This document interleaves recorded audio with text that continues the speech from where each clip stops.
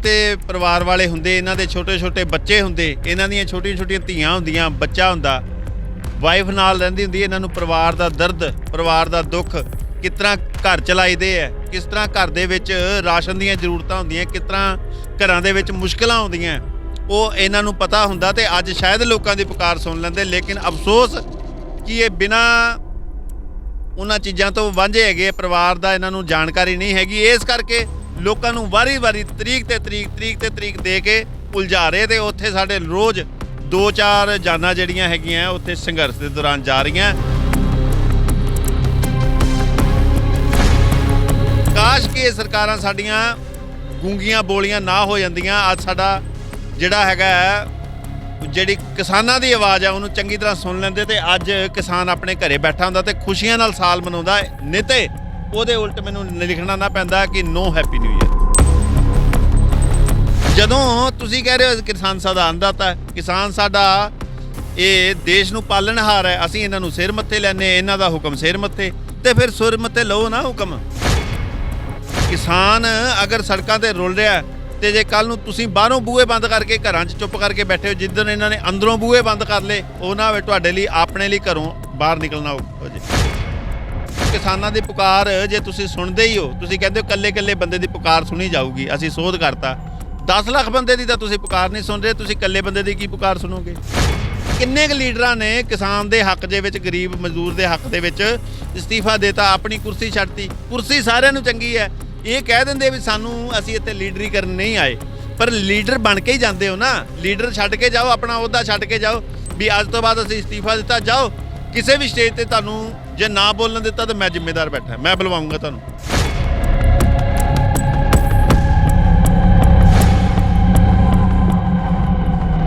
ਨਵੇਂ ਸਾਲ ਦੇ ਆਗਮਨ ਨੂੰ ਲੈ ਕੇ ਲਗਾਤਾਰ ਹੀ ਲੋਕ ਜਿਹੜੇ ਨੇ ਦੇਸ਼ਾਂ ਤੇ ਵਿਦੇਸ਼ਾਂ 'ਚ ਖੁਸ਼ੀ ਦੇ ਨਾਲ ਉਸ ਦਾ ਸਵਾਗਤ ਕਰਦੇ ਨੇ। ਲੇਕਿਨ ਅਗਰ ਗੱਲ ਕੀਤੀ ਜਾਵੇ ਪੰਜਾਬ ਦੀ, ਤੇ ਪੰਜਾਬ ਇਸ ਸਮੇਂ ਸੜਕਾਂ ਦੇ ਉੱਤੇ ਹੈ ਅਤੇ ਕਿਸਾਨ ਜਿਹੜਾ ਆ ਆਪਣੀ ਫਸਲ ਨੂੰ ਅਤੇ ਆਪਣੀ ਜ਼ਮੀਨ ਨੂੰ ਬਚਾਉਣ ਵਾਸਤੇ ਲੜਾਈ ਲੜ ਰਿਹਾ ਹੈ। ਇਸੇ ਦੇ ਤਹਿਤ ਇੱਕ ਮਾਡਲ ਤਿਆਰ ਕੀਤਾ ਗਿਆ ਹੈ ਗੁਰਪ੍ਰੀਤ ਸਿੰਘ ਪੇਪਰ ਆਰਟਿਸਟ ਵੱਲੋਂ, ਜਿਸ ਵਿੱਚ ਤਸਵੀਰਾਂ ਜਿਹੜੀਆਂ ਨੇ ਉਹ ਦਿਖਾਈਆਂ ਗਈਆਂ ਨੇ ਕਿ ਕਿਸ ਤਰ੍ਹਾਂ ਕੇਂਦਰ ਸਰਕਾਰ ਵੱਲੋਂ ਪੂਰੇ ਦੇਸ਼ ਨੂੰ ਜਿਹੜਾ ਆ ਉਹ ਕਿਸ ਤਰ੍ਹਾਂ ਜਕੜਿਆ ਗਿਆ ਹੈ। ਤੁਸੀਂ ਦੇਖ ਸਕਦੇ ਹੋ ਤਸਵੀਰਾਂ ਦੇ ਵਿੱਚ ਇੱਕ ਮਾਡਲ ਤਿਆਰ ਕੀਤਾ ਗਿਆ ਹਿੰਦੁਸਤਾਨ ਦਾ, ਜਿਸ ਵਿੱਚ ਸਾਫ਼ ਤੌਰ 'ਤੇ ਲਿਖਿਆ ਗਿਆ ਹੈ ਨੋ ਹੈਪੀ ਨਿਊ ਈਅਰ 2021।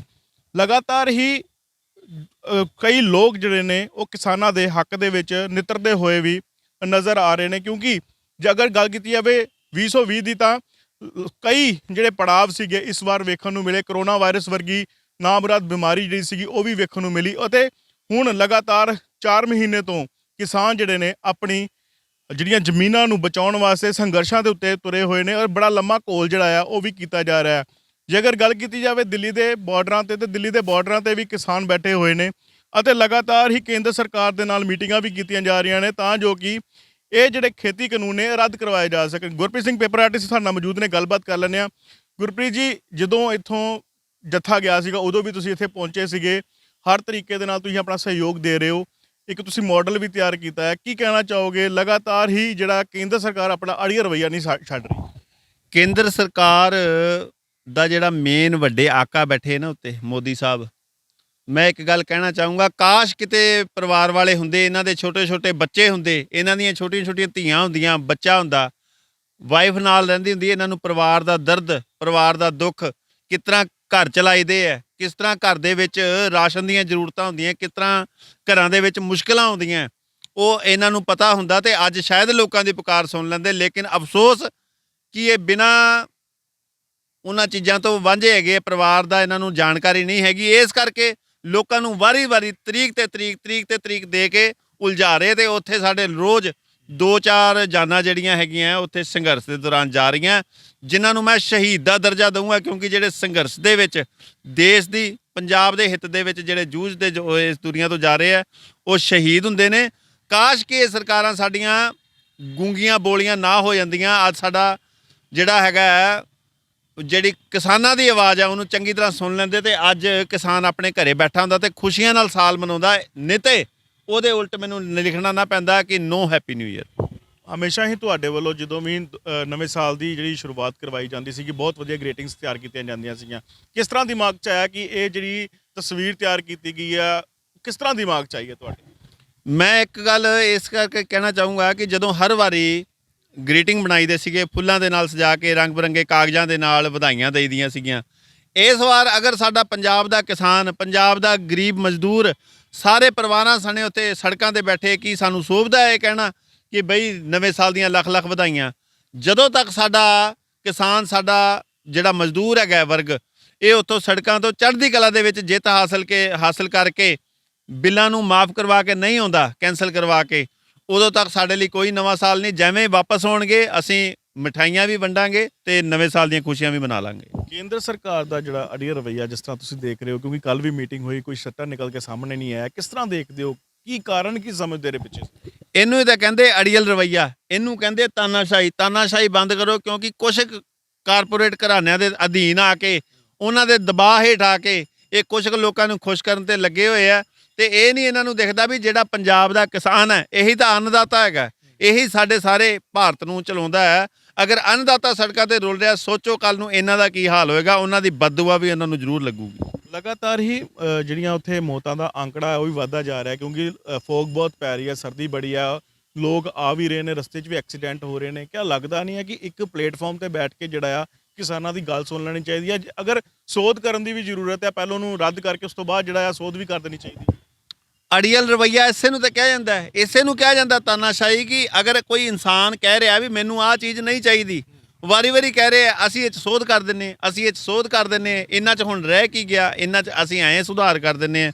ਜਦੋਂ ਤੁਸੀਂ ਕਹਿ ਰਹੇ ਹੋ ਕਿਸਾਨ ਸਾਡਾ ਅੰਨਦਾਤਾ, ਕਿਸਾਨ ਸਾਡਾ ਇਹ ਦੇਸ਼ ਨੂੰ ਪਾਲਣਹਾਰ ਹੈ, ਅਸੀਂ ਇਹਨਾਂ ਨੂੰ ਸਿਰ ਮੱਥੇ ਲੈਂਦੇ, ਇਹਨਾਂ ਦਾ ਹੁਕਮ ਸਿਰ ਮੱਥੇ, ਤੇ ਫਿਰ ਸਿਰ ਮੱਥੇ ਲਓ ਨਾ ਹੁਕਮ। ਕਿਸਾਨ ਅਗਰ ਸੜਕਾਂ ਤੇ ਰੁਲ ਰਿਹਾ, ਤੇ ਜੇ ਕੱਲ ਨੂੰ ਤੁਸੀਂ ਬਾਹਰੋਂ ਬੂਹੇ ਬੰਦ ਕਰਕੇ ਘਰਾਂ 'ਚ ਚੁੱਪ ਕਰਕੇ ਬੈਠੇ ਹੋ, ਜਿੱਦਣ ਇਹਨਾਂ ਨੇ ਅੰਦਰੋਂ ਬੂਹੇ ਬੰਦ ਕਰ ਲਏ, ਉਹ ਨਾ ਹੋਵੇ ਤੁਹਾਡੇ ਲਈ, ਆਪਣੇ ਲਈ ਘਰੋਂ ਬਾਹਰ ਨਿਕਲਣਾ ਔਖਾ ਹੋ ਜੇ।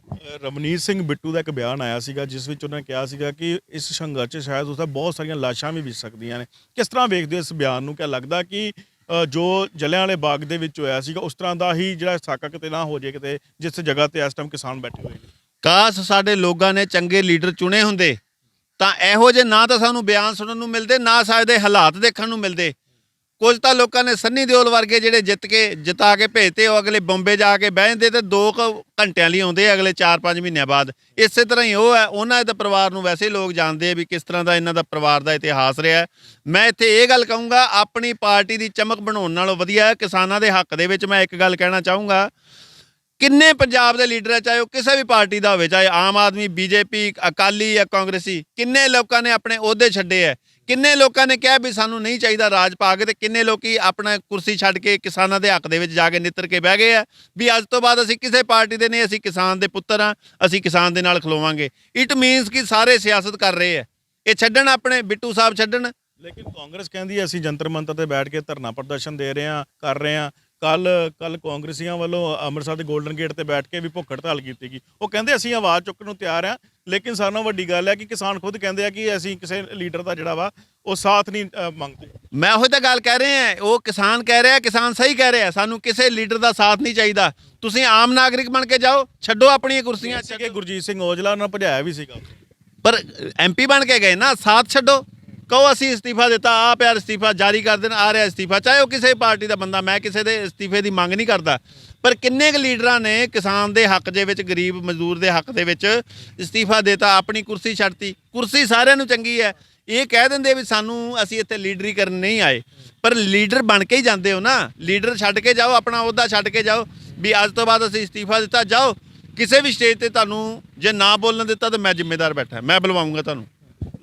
ਗੁਰਪ੍ਰੀਤ ਜੀ, ਜੇਕਰ ਮਾਡਲ ਦੀ ਗੱਲ ਕੀਤੀ ਜਾਵੇ ਤੇ ਲਗਾਤਾਰ ਹੀ ਤੁਸੀਂ ਜਿਹੜਾ ਪ੍ਰੋਪਰ ਜਿਹੜਾ ਮਾਡਲ ਤਿਆਰ ਕੀਤਾ ਗਿਆ, MSP ਨੂੰ ਲੋਕ ਲਗਾਇਆ ਗਿਆ ਵਾ, ਇਹ ਕੀ ਕਾਰਨ ਕੀ ਹੈ? ਕਿਉਂਕਿ MSP ਤੇ ਕਹਿ ਰਹੇ ਕਿ ਆਲਰੇਡੀ ਅਸੀਂ ਲਾਗੂ ਰੱਖਾਂਗੇ, ਕੇਂਦਰ ਸਰਕਾਰ ਕਹਿ ਰਹੀ ਕਿ ਅਸੀਂ ਦੇਣ ਨੂੰ ਤਿਆਰ ਹੈ, ਲਿਖਤ ਦੇਣ ਨੂੰ ਵੀ ਤਿਆਰ ਹੈ।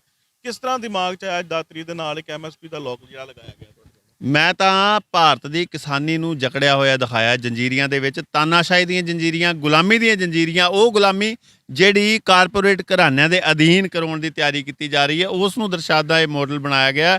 ਤੇ ਰਹੀ ਗੱਲ ਖੇਤੀ ਬਿੱਲਾਂ ਦੀ, ਖੇਤੀ ਬਿੱਲਾਂ ਦੇ ਵਿੱਚ ਵਾਰੀ ਕਹਿੰਦੇ ਸੋਧ ਕਰ ਦਿੰਦੇ ਆ ਜੀ, ਇਹ ਕਿਸਾਨ ਪਹਿਲਾਂ ਕਹਿੰਦੇ ਇਹਨਾਂ ਨੂੰ ਅਧਿਕਾਰ ਨਹੀਂ ਸੀਗਾ, ਕੋਈ ਅਗਰ ਪ੍ਰੋਬਲਮ ਹੁੰਦੀ ਹੈ ਤੇ ਆਪਣੀ ਆਵਾਜ਼ ਨਹੀਂ ਉਠਾ ਸਕੇਗਾ ਸਾਹਮਣੇ ਖਲੋ ਕੇ। ਹੁਣ ਕਹਿੰਦੇ ਤੁਹਾਨੂੰ ਅਸੀਂ ਅਧਿਕਾਰ ਦਿੰਨੇ ਆ ਜੀ। ਤੇ ਇੱਕ ਗੱਲ ਦੱਸੋ, ਕਿਸਾਨਾਂ ਦੀ ਪੁਕਾਰ ਜੇ ਤੁਸੀਂ ਸੁਣਦੇ ਹੀ ਹੋ, ਤੁਸੀਂ ਕਹਿੰਦੇ ਹੋ ਇਕੱਲੇ ਬੰਦੇ ਦੀ ਪੁਕਾਰ ਸੁਣੀ ਜਾਊਗੀ, ਅਸੀਂ ਸੋਧ ਕਰਤਾ। 10 ਲੱਖ ਬੰਦੇ ਦੀ ਤਾਂ ਤੁਸੀਂ ਪੁਕਾਰ ਨਹੀਂ ਸੁਣ ਰਹੇ, ਤੁਸੀਂ ਇਕੱਲੇ ਬੰਦੇ ਦੀ ਕੀ ਪੁਕਾਰ ਸੁਣੋਗੇ? ਕਿਆ ਲੱਗਦਾ ਵਾ ਕਿ ਇੱਥੇ ਵੀ ਡਬਲ ਮਾਈਂਡਡ ਗੇਮ ਖੇਡੀ ਜਾ ਰਹੀ ਹੈ? ਡਬਲ ਮਾਈਂਡਡ ਨਹੀਂ, ਇਹਨਾਂ ਨੂੰ ਉਲਝਾਇਆ ਜਾ ਰਿਹਾ ਵੀ ਕਿਸੇ ਨਾ ਕਿਸੇ ਤਰੀਕੇ ਨਾਲ ਇਹਨਾਂ 'ਚ ਫੁੱਟ ਪਾ ਕੇ ਇਹਨਾਂ ਨੂੰ ਇੱਥੋਂ ਤਿੱਤਰ ਬਿੱਤਰ ਕਰ ਦਈਏ, ਬਾਅਦ 'ਚੋਂ ਵੇਖੀ ਜਾਊਗੀ। ਲੇਕਿਨ ਕਿਸਾਨ ਹੁਣ, ਪੰਜਾਬ ਸਾਡਾ ਜਾਗਿਆ ਹੋਇਆ ਨਜ਼ਰ ਆ ਰਿਹਾ।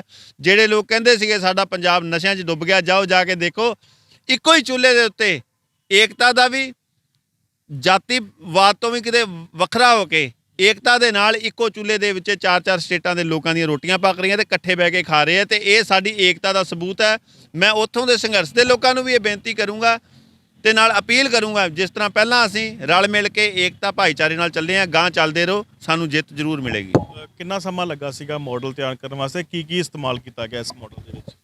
ਪੇਪਰ, ਪਲਾਸਟਿਕ ਤੇ ਵੁਡਨ ਕੁਛ ਮਟੀਰੀਅਲ ਤੇ ਅਸਲੀ ਦੀ ਦਾਤਰੀ ਲਾ ਕੇ ਇਹਨੂੰ ਦਿਖਾਇਆ ਗਿਆ ਤੇ ਬਣਾਉਣ ਦੇ ਵਿੱਚ ਤਕਰੀਬਨ 3-4 ਦਿਨਾਂ ਦਾ ਸਮਾਂ ਲੱਗਿਆ। ਤੇ ਮੇਨ ਇਹਦੇ ਵਿੱਚ ਸੋਚ ਇਹੀ ਹੈਗੀ ਹੈ ਕਿ ਜਿਹੜੀ ਸਾਡੇ ਦੇਸ਼ ਦੇ ਵਿੱਚ ਨਵਾਂ ਸਾਲ ਆ ਰਿਹਾ, ਪਹਿਲਾਂ ਅਸੀਂ ਕਰੋਨਾ ਦੀ ਮਾਰ ਹੇਠ ਮਾਰੇ ਗਏ ਤੇ ਹੁਣ ਰਹਿੰਦਾ ਹੁੰਦਾ 3-4 ਮਹੀਨਿਆਂ ਤੋਂ ਸਾਰਾ ਕਿਸਾਨ ਜਿਹੜਾ ਹੈਗਾ ਰੋਲ ਕੇ ਰੱਖਤਾ ਇਹਨਾਂ ਨੇ।